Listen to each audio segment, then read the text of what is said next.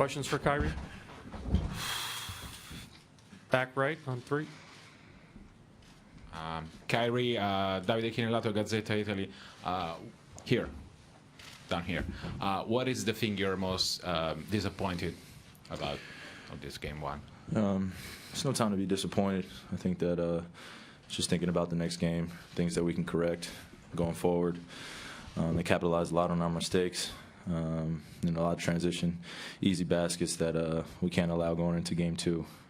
So definitely a lot of things we can correct and get better at. Watch film tomorrow and go from there. Back left here. Kyrie, Chris Fedor, Cleveland.com. When it comes to your defense, what do you feel like is most correctable from this game to the next one? Well, it's a combination. A lot of our communication on our switches were pretty good tonight. I just think that we got to limit a lot of their transition baskets as well as their easy transition threes, as well as their offensive rebounding. We do that, then we put ourselves in a better position. And then offensively, we just got to take care of the basketball. Had a few too many turnovers tonight. 20 in the finals. Definitely not going to get it done. So as a team and collectively, we just have to take a honus and make a conscious effort to take care of the basketball and don't overthink out there. So. Eric in the back. Kyrie right here, right. Eric Pincus, Basketball Insider's Bleacher Report. You just mentioned that you want to limit their transition. Obviously, not turning it over will help, but how do you deal with their speed in transition? How do you stop them in transition? Just taking quality shots and, understanding that we will be cross-matched in transition. Clay's guarding me, Steph is on swish, so a lot of our actions on the defensive end, a lot of our communication, we're just going to have to dig our feet in and be able to guard the basketball. So it's more or less a hard thing, a prideful thing that going to game 2 we'll be a lot more settled in and a lot better on the defensive end. And offensively, we still have to take good shots against this great team, so we'll get better. Yes, Kyrie. Dave Lewis, NBC News Radio. So much was made about the layoff for both teams. Would you attribute to any of the thoughts of rust being a factor in your play tonight as a team?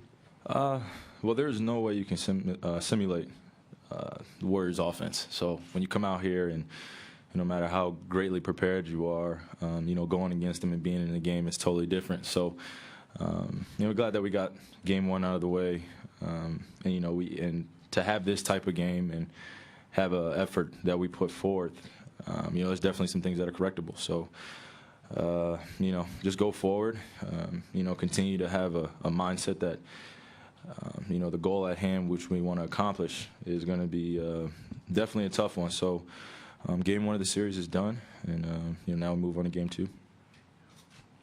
Any other questions? Last one in the back, Dave. Kyrie, Dave McMenamin, ESPN. Late in the third quarter, I think 3 minutes to go. It's a 12-point game. They go on a run to make it 22.